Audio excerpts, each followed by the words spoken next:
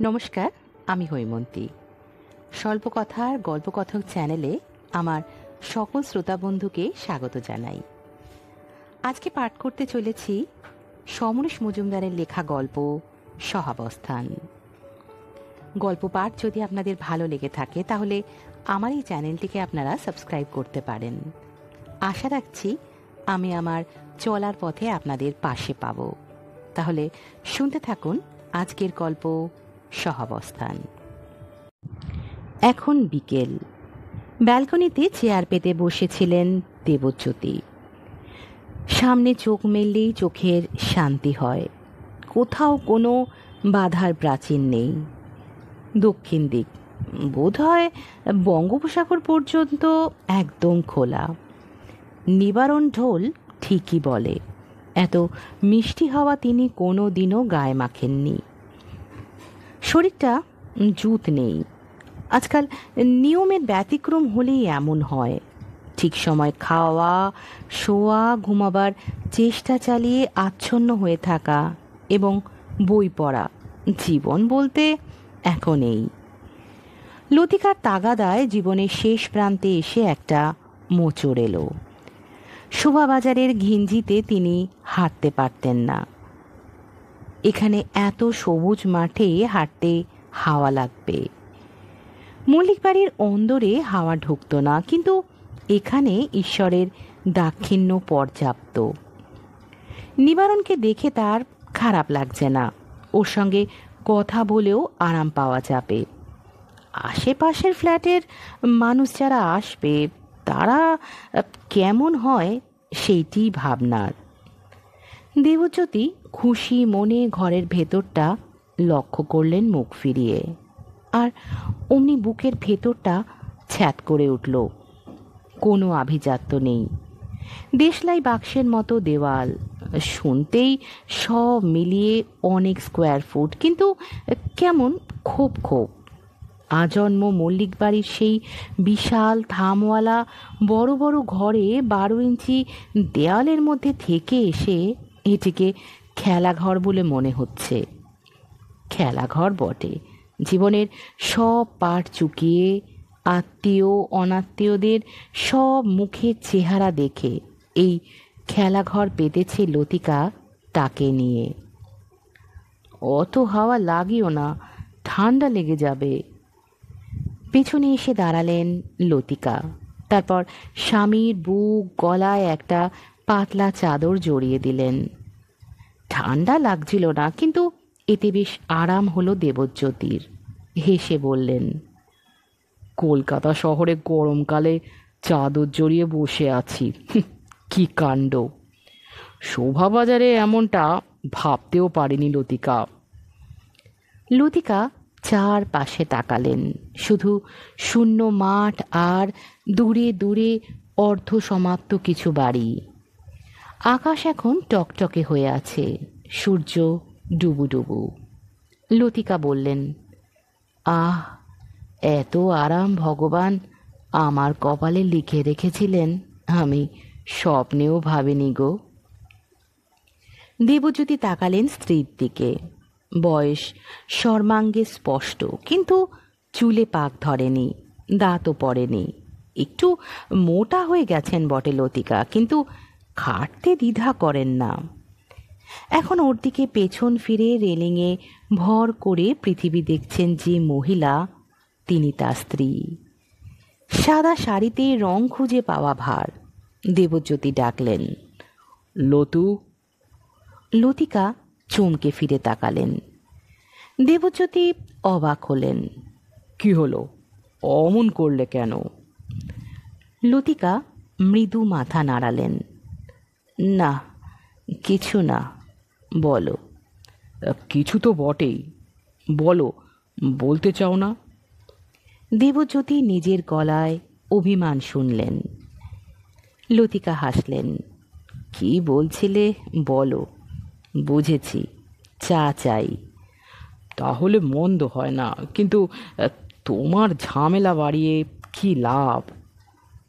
চা আর ভাতের ব্যবস্থা এসেই করেছি। এ বাড়িতে আজ নতুন তোমার জীবন। হ্যাঁ, কত বয়স হলো? বছর গুনো না, বছরের হিসেব আর ভালো লাগে না। কি বলছিলে তখন? লতিকা পাশে এসে দাঁড়ালেন। খুব অন্তরঙ্গ কিছু কথা বুকে ছটফট করছিল দেবজ্যোতির। তিনি জানেন লতিকা সেই কথাগুলোর আন্দাজ পেয়েছে। দীর্ঘদিন ভালোবেসে একসঙ্গে থাকলে মাটিও আকাশকে বুঝতে পারে, কিন্তু এখন এই মুহূর্তে কথাগুলো উচ্চারণ করলে নিজের কানেই অন্যরকম ঠেকবে বলে মনে হলো তার। তিনি বললেন, বলছিলাম আমার গায়ের চাদর জড়িয়ে দিলে, কিন্তু নিজে তো এই হাওয়া গায়ে মাখছো। লতিকার চোখ ছোট হলো, তারপরেই হাসি ফুটল ঠোঁটে। আমার কিছু হবে না, মেয়েদের ঠান্ডা কম লাগে। শরীরে এখন এত চর্বি, ঠান্ডাটা ঢুকবে কোত্থেকে? তুমি বসো, আমি চা আনছি। লতিকা চলে গেলেন ভেতরে। দেবজ্যোতি মাথা নিচু করলেন। এই সময়টা মন্দ কি? দুজনেই জানেন কথাটা বলা হলো না, কিন্তু অন্য কথার ভিড়ে তা ডুবিয়ে রাখাই মাঝে মাঝে আরামদায়ক। সারাটা জীবন শুধু যেমন অন্যের জন্য খরচ করে যাওয়া। আরেকটু বাদে উঠে দাঁড়ালেন দেবজ্যোতি। সত্যি শীত লাগছে এখন। হাওয়ার দাপট বাড়ছে, আকাশের গায়ে একটু কালো ছাপ। ঘরে ঢুকে আলো জ্বালালেন। নতুন বাল্বের আলোয় ঘরটা ঝকমকিয়ে উঠল। এইটে তাদের শোয়ার ঘর। কোনো মতে একটা খাট পাতা হয়েছে, আর কিছুই সাজিয়ে রাখা হয়নি। পাশের ঘরের দরজায় দাঁড়িয়ে সুইচ টিপলেন। এটি দ্বিতীয় শোয়ার ঘর। আপাতত এখানেই সমস্ত জিনিস স্তূপ করে রাখা হয়েছে। আলমারি থেকে চেয়ার, লতিকার রান্নার সব জিনিসপত্র। এগুলো তিনি অনেক অনেক কাল দেখে আসছেন। শোভাবাজারের বাড়িতে যাদের মানাতো, এখানে তাদের দেখতে অস্বস্তি হচ্ছে। এই আধুনিক ফ্ল্যাটে পুরনো আসবাব বড় বেমানান, কিন্তু নতুন কিছু কেনার সামর্থ্য কোথায়? বাইরের ঘরের দরজায় এসে আলো জ্বালালেন। সোফা সেট, ওই টুলটা ঠাকুমার আমলের, এখনো কিরকম চকচক করছে। হঠাৎ দেবজ্যোতির মনে হলো এই আধুনিক বাড়িতে তিনি বা তারা কতটা মানানসই। এই গিলে করা পাঞ্জাবি, কোচানো ধুতি আর সুতির চাদর। এই সময় সশব্দে কলিং বেল জানিয়ে দিল কেউ এসেছে। দরজা খুলতে গিয়ে সচেতন হলেন দেবজ্যোতি। আগন্তুক অবাঞ্ছিত কি না তা জানবার জন্য এখানকার দরজায় ছোট ফুটো থাকে, তাতে চোখ রেখে ভালো লাগলো তার। নিবারণ এসেছে। দরজা খুলে প্রসন্ন মুখে তাকালেন। এসো নিবারণ। সব ঠিক আছে? কোনো প্রবলেম নেই? নিবারণ হাত তুলে প্রশ্ন করল। বাইরে দাঁড়িয়ে তো সমস্যা নিয়ে আলোচনা করা যায় না, ভেতরে আসতে বলছি। দেবজ্যোতির কথায় ভেতরে ঢুকে নিবারণ বলল, এ কি, জানলাগুলো খোলেননি কেন? ঘরে গুমোট গুমোট লাগবে। বলেই সে জানলার দিকে এগিয়ে যাচ্ছিল। দেবজ্যোতি বাধা দিলেন। না না, থাক, এখন মশা ঢুকবে। মশা? নো মশা হিয়ার। থাকলে একদম রোগা পটকা। থাক না, তুমি বসো, আসলে খুললেও তো বন্ধ করতে হবে। ততক্ষণে একটি জানলা খুলে ফেলেছে নিবারণ। বন্ধ করার ভয় খুলবেন না? ঠিক আছে, যাওয়ার সময় আমি বন্ধ করে দেব। আর দেখছেন কি হাওয়া, কি পবিত্র। পবিত্র? দেবজ্যোতি চমকে উঠলেন। শব্দটা খুব ভালো বললে হে। আর তুমি কি কবিতা লেখো? পবিত্র হাওয়া, বাহ। নিবারণ লজ্জা পেল। না না, অশিক্ষিত মানুষ, এসব ক্ষমতা আমার কোথায়? মুখে যা আসে বলে ফেলি। বলার পরও কেউ না বলে দিলে বুঝতে পারি না কথাটা ভালো। দেবজ্যোতি ভালো করে ছেলেটিকে লক্ষ্য করলেন। যে বয়স শুনেছেন চেহারায় সেটি মালুম হয় না। তিনি অন্য প্রসঙ্গে গেলেন।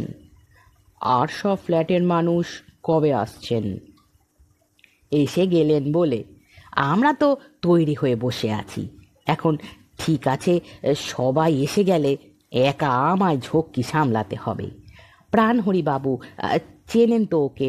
ওই যে মিটিংয়ে যিনি আপনাদের সঙ্গে কথা বলছিলেন, আমাদের ম্যানেজার। ছি ছি, এই দেখুন, বলি কথাটা ম্যানেজার, কিন্তু সঙ্গ দোষে জিভে যে উচ্চারণ ঢুকেছিল তাই বেরিয়ে আসে। যা বলছিলাম, প্রাণহরিবাবু মাঝে মাঝে আসবেন এখানে। অতএব আমার একার ঘাড়ে সব, কিন্তু কাজ দেখে পালাবার পাত্র নই আমি। নিবারণ যেন নিজের সঙ্গেই কথা বলছিলেন, ব্যাপারটা লক্ষ্য করলেন দেবজ্যোতি। তিনি বললেন, তোমরা এই বাড়িটার নাম জব্বর দিয়েছ হে। তা যা বলেছেন, বাঙালি থেকে চীনে সবাই আসছেন, তখন বাড়ির নাম কলকাতা ভালো মানাচ্ছে। আমি এবার উঠি। উসখুস করল নিবারণ। উঠবে মানে? এলেই বা কেন? এই প্রথম সন্ধে আপনারা আছেন, কেমন দেখতে ইচ্ছা করলো। খুব ভালো ইচ্ছে, বসো তো।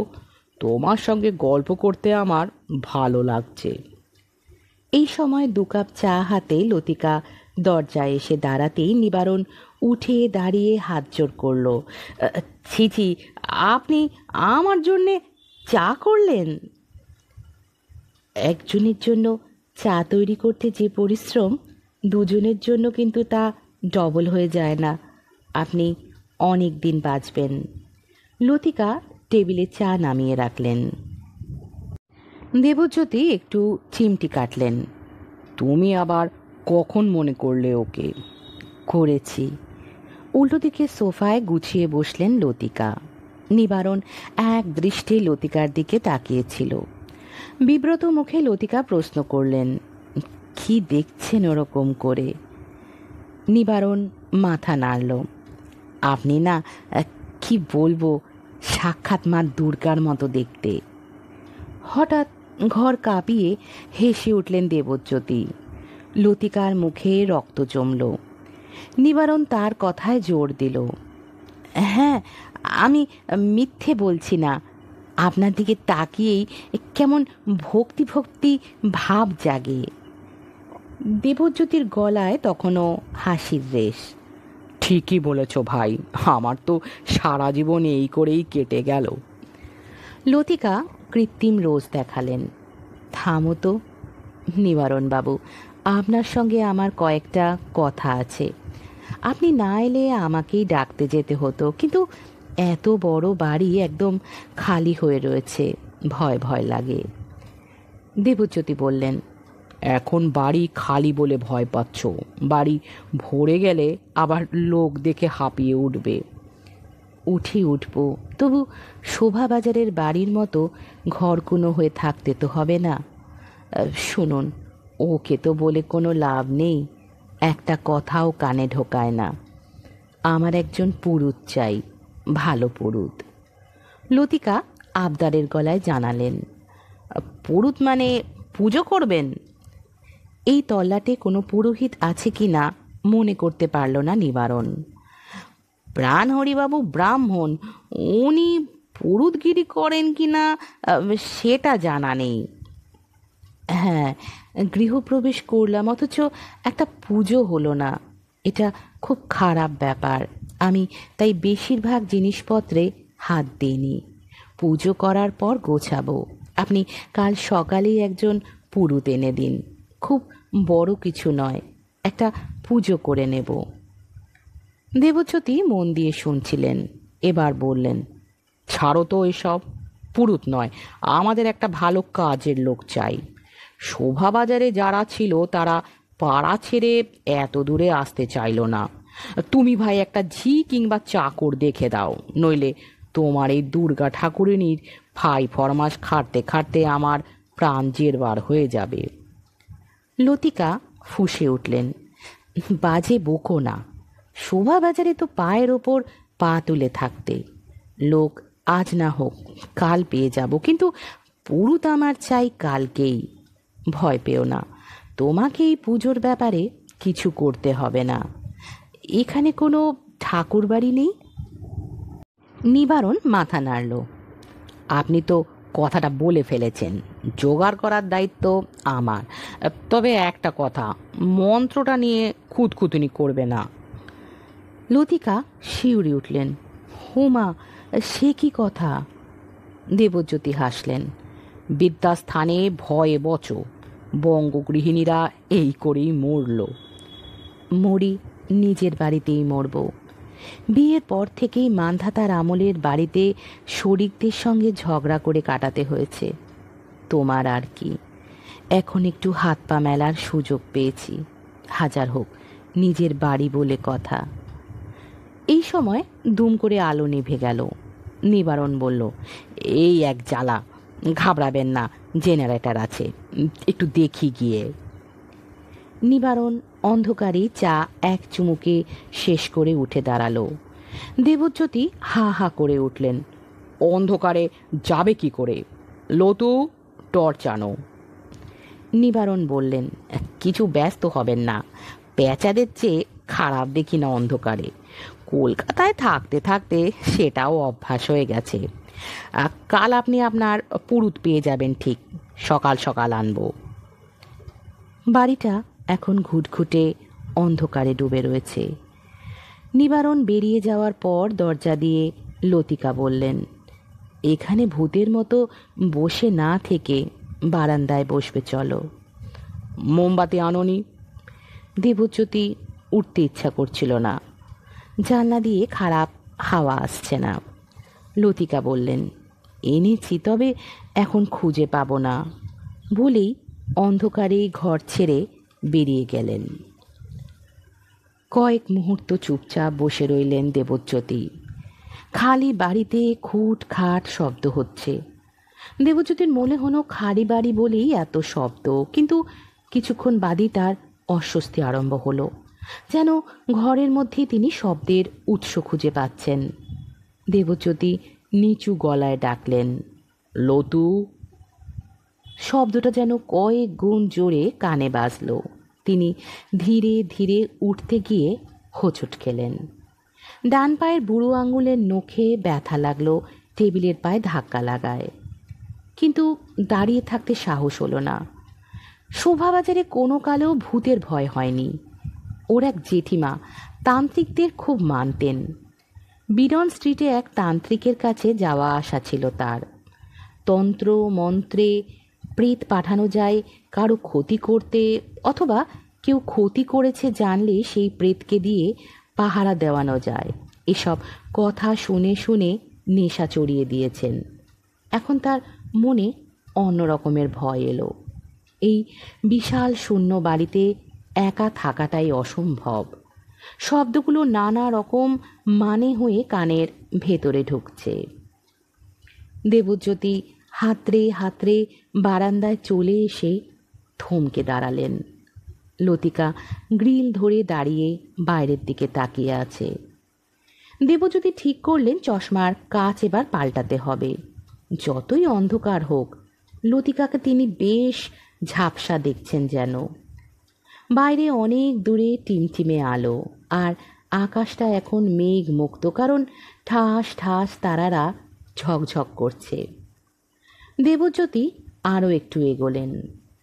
তার পায়ের শব্দ এতক্ষণে লতিকার কানে যাওয়া উচিত ছিল, কিন্তু সে মুখ ফেরাচ্ছে না। মজা লাগলো দেবজ্যোতির। মেয়েদের বয়স বাড়লেও মনের মধ্যে অভিমানের বাক্সটা ঢেকে ঢুকে রাখে, সময় বুঝলেই খানিকটা খুলে দেয়। দেবজ্যোতি বিকেলে যেটা বলতে গিয়ে পারেনি, এই আধা অন্ধকারে যখন তারার আলো মিছিল চারিপাশ, তখন দুহাত বাড়িয়ে লতিকাকে কাছে টানলেন। কিছু বলার জন্য তিনি মুখ খুলতে যেতেই লতিকা হু হু করে কেঁদে উঠলেন। তারপর দেবজ্যোতির বুকে মাথা রেখে সেই কান্নাটা গিলতে চেষ্টা করলেন। কাঠ হয়ে গেলেন দেবজ্যোতি। কোনো মতে নিজেকে সামলে লতিকার পিঠে আলতো হাত বোলালেন। তারপর গাঢ় স্বরে বললেন, you must not, you must not.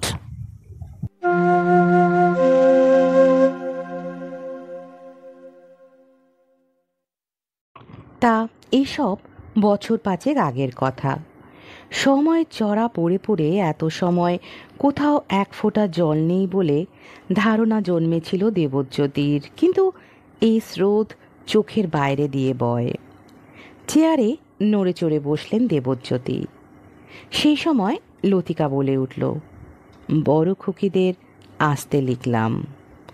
জামাই ছুটি পায়নি, দেবজ্যোতি মনে করিয়ে দিলেন। বড় খুকির মেয়ের পরীক্ষা। লতিকা জবাব দিলেন না। তার কেবলই মনে হলো ছুটি না পাওয়া, মেয়ের পরীক্ষা, এসব বাহানা। কেউ তার ইচ্ছের দাম দিতে চায় না। কিন্তু আজ এই বারান্দায় যাওয়ার পর, একা দাঁড়িয়ে অন্ধকার দেখার পর থেকেই মনে হচ্ছিল ওর কথা। মনে হচ্ছিল কোথাও কি ভুল হয়ে গেছে। সে যেসব অন্যায় করেছে, চোরের মতো চলে গিয়ে তারাও কি ওকে বুঝতে ভুল করেছেন? ছোটবেলায় ছোট খুকি বলতো, দেখো আমি বড় হয়ে বিয়েই করব না, বিয়ে করলেই তো তোমাকে ছেড়ে চলে যেতে হবে। দুই বোনের পার্থক্য ছিল 10 বছরের। বড় খুকির বিয়ের পর তার কান্না দেখে মেয়ে বলেছিল, এই বাড়ি নিজের, কোনো শরিক নেই, কারো কাছে কৈফিয়ত দিতে হবে না। এই সুখ তার অনেক দিনের আকাঙ্ক্ষায় ছিল, কিন্তু আজ কেন নিজেকে সুখী ভাবতে পারছেন না তিনি? হঠাৎ মুখ তুললেন লতিকা। মানুষ আর জন্তুর মধ্যে কি পার্থক্য জানো? সবাইকে নিয়ে সুখী হতে না পারলে মানুষের সুখ পূর্ণ হয় না। কি বলতে চাইছো তুমি? দেবজ্যোতির বুকের ভেতরটা কেঁপে উঠল। আমি তোমার কাছে একটা ভিক্ষে চাইব। ভিক্ষে বলছো কেন? ছোট খুকি, ছোট খুকির কাছে একবার যেতে চাই। কেন? জানি না, কিন্তু না গেলে মন শান্ত হবে না। সে যদি তোমায় অপমান করে? আর কখনো যাব না। না লতিকা, যাকে একবার মৃত ভেবেছ তার সঙ্গে সম্পর্ক রাখনি, তাকে আর টেনে এনো না। স্মৃতি হাতড়ে পিছু ফেরা ভালো নয়। তোমার বড় মেয়েও খুশি হবে না। আর তাছাড়া যে লোকটা ছোট খুকিকে পয়সার লোভে মডেলিং করায়, তার সামনে গিয়ে দাঁড়াবার ইচ্ছা আমার নেই। দেবজ্যোতি কথাগুলো বলেছেন যখন, তখনই আলো ফিরে এলো। শোভাবাজারে লোডশেডিং শেষ হলে অনেক গলা থেকে একসঙ্গে আনন্দধ্বনি ছিটকে উঠত, কিন্তু এখানে কেউ কোনো আওয়াজ করল না। এবং তখনই দেবজ্যোতির খেয়াল হলো নিবারণ জেনারেটর চালু করতে গিয়েছিল, অথচ তার কোনো ফল পাওয়া যায়নি। ব্যাপারটা নিয়ে পরে তাকে কথা বলতে হবে। মাঝরাত্রে ঘুম ভেঙে গেল দেবজ্যোতির। লতিকা তাকে ডাকছেন। কি বলছো?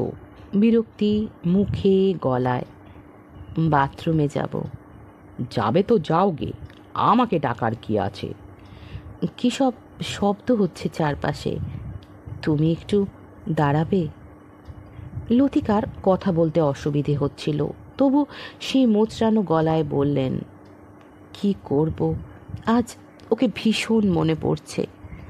আমাকে ছোটবেলায় এইরকম বারান্দাওয়ালা বাড়ির কথা বলতো। দেবজ্যোতি বললেন, লতু, তুমিও বলেছ she is dead to us. Latika নিজেকে মুক্ত করে ধীরে ধীরে চেয়ারে গিয়ে বসলেন। দেবজ্যোতি একটু অসহায় চোখে তাকালেন। তার শরীরে কম্পন আসছিল, হাঁটু দুটো হঠাৎ খুব দুর্বল হয়ে পড়ল। তিনি চেয়ারে বসে কিছুক্ষণ চুপচাপ রইলেন। ওই কান্না একটি কারণেই আসতে পারে লতিকার, তারও। দুটো মানুষের সূত্র যদি এক হয়, তাহলে একের অনুকরণ অন্যের টের পাবেই। তিনি কিছুতেই মুখটা মনে করতে চাইছিলেন না, কিন্তু বারবার ফিরে আসছিল। 19 বছর বয়সের তার সবচেয়ে আদরের মেয়ে ছোট মেয়ে, একেবারে বিয়ে করে খবর পাঠালো সে কাজটা করেছে। সামনে এসে দাঁড়িয়ে জানানোর সাহস হলো না। শোভাবাজারের রক্ষণশীল বাড়ির অন্য আত্মীয়দের কথা ছেড়ে দিলেন। এই চোরের মতো কাজটার জন্য প্রচণ্ড অপমানিত হয়েছিলেন তিনি, কিন্তু তার চেয়েও অনেক বেশি আহত হয়েছিলেন লতিকা। বড় মেয়ে সম্বন্ধ এনেছিল। বড় জামাইয়ের অফিসে কাজ করত ছেলেটি। দিল্লিতেই বাড়ি। মেয়ে জামাই লিখেছিল ছোট মেয়েকে নিয়ে লতিকা যেন দিল্লিতে কয়েকদিন কাটিয়ে আসেন, সেখানেই মেয়ে দেখবে ছেলে। সেই মতো টিকিট কাটা হয়ে গিয়েছিল। আর আজই এই কাণ্ড। ছেলে ছবি আঁকে। নিজের সিগারেটের খরচ যার ছবি বিক্রির টাকায় ওঠে না, সে বিয়ে করেছে দেবজ্যোতি মল্লিকের মেয়েকে। ললিতা তৎক্ষণাৎ ঘোষণা করেছিলেন তিনি ধরে নেবেন ছোট মেয়ে মৃত, মুখদর্শন করবেন না। ঠিক করেও দেবজ্যোতিকে অনেক দিন নিজের সঙ্গে লড়াই করতে হয়েছিল।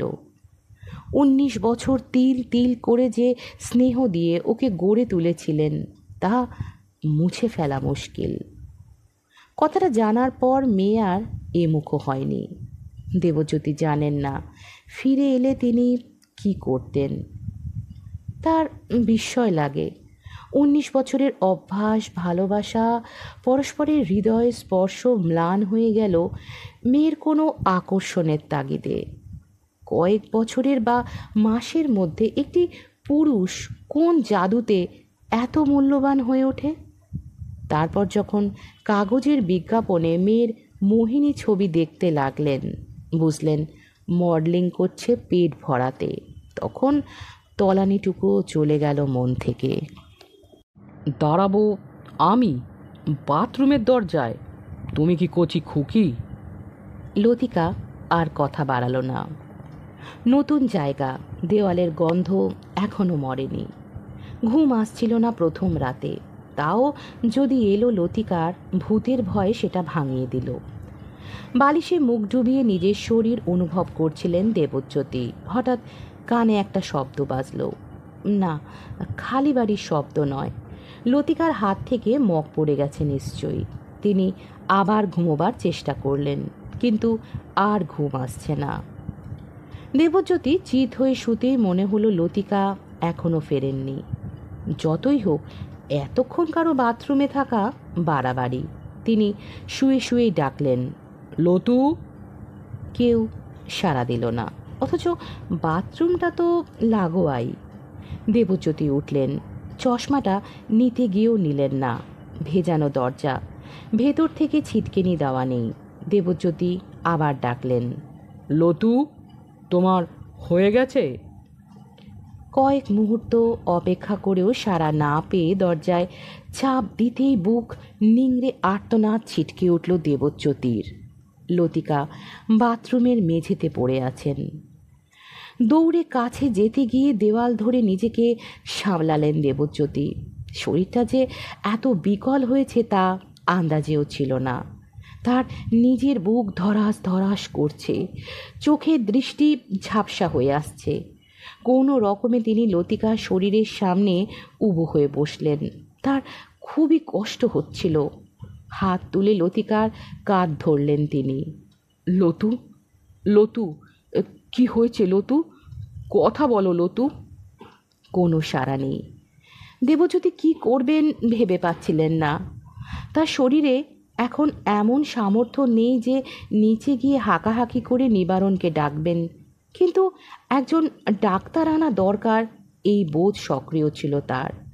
নিজের সমস্ত মানসিক শক্তি জড়ো করে শক্ত হতে চাইলেন তিনি। তারপর আঙ্গুল নিয়ে গেলেন লতিকার নাকের সামনে। নিঃশ্বাস কি পড়ছে? বোঝা যাচ্ছে না। দেবজ্যোতির মনে হলো তার আঙ্গুলের চামড়া এত মোটা হয়ে গেছে বয়স হওয়ায় যে সামান্য আলতো চাপও ঠাউর করতে পারছেন না। মুখ তুলতেই কল দেখতে পেলেন তিনি। কি মনে হতেই কলের মুখ ঐষৎ খুলতেই জল পড়তে লাগলো লতিকার মাথায়। সেই জল তিনি হাতে নিয়ে বুলিয়ে দিতে লাগলেন ওর গলায়, কপালে। আচমকা অন্যতর ভাবনা এলো। এখন লতিকা যদি এইভাবেই চোখ বন্ধ রেখে চলে যায়? ওর এই সাধের নতুন বাড়িতে লতিকা ছাড়া তিনি কেমন করে থাকবেন? শুধু বাড়ি নয়, তার প্রতিদিন অভ্যাসের সঙ্গে যখন লতিকা জড়িত, তখন তিনি এর পরের দিনগুলো বাঁচবেন কি করে? বুকের ভেতরটা হু হু করে উঠল দেবজ্যোতির। তিনি প্রাণপণে লতিকাকে ডাকতে লাগলেন। এই সময় চোখ মেললেন লতিকা। মাথায় তীব্র যন্ত্রণা, জলের স্পর্শ এবং কানে নিজের নাম তাকে বিহ্বল করে তুলল। এবং তখনই তিনি স্বামীর মুখ দেখতে পেলেন। ধীরে ধীরে উঠে বসতে চেষ্টা করলেন লতিকা। দেবজ্যোতি জিজ্ঞাসা করলেন বিপর্যস্ত স্বরে, কি হয়েছে লতু? তোমার কি হয়েছে? ভেজা চুল, সিক্ত জামায় শীত করল লতিকার। চোখ বন্ধ করে বললেন, পড়ে গিয়েছিলাম, হঠাৎ মাথাটা। দুটি মানুষ পরস্পরকে অবলম্বন করে কোনো ক্রমে প্রচুর সময় নিয়ে খাটে ফিরে এলো। লতিকা পোশাক পরিবর্তন করার শক্তি পেলেন না। সিক্ত বস্ত্র মুক্ত হয়ে চাদরে শরীর মুড়ে পড়ে রইল এক পাশে। দেবজ্যোতি শক্তিহীন, চোখের সামনে অন্ধকার নিয়ে, বুক ভর্তি যন্ত্রণায় প্রথম পদক্ষেপ বুঝেও চাদর টেনে তার পাশে শুয়ে বালিশের নিচ থেকে কৌটো বের করে একটা সরবিট্রেট বের করে নিজের মুখে দিয়ে তারপর দ্বিতীয়টি লতিকার মুখের দিকে বাড়িয়ে দিতেই শুনলেন, কি? সরবিট্রেট। থাক। দুটো মানুষের শরীরে সাদা চাদর এমনভাবে পাশাপাশি টান টান যে আচমকা দেখলে দুটি মৃতদেহ মনে হওয়া অস্বাভাবিক হতো না। লতিকার হাত বেরিয়ে এসে দেবজ্যোতির হাত আঁকড়ে ধরল। বাথরুমের খোলা কল তখন একটানা জল ঢেলে যাচ্ছে।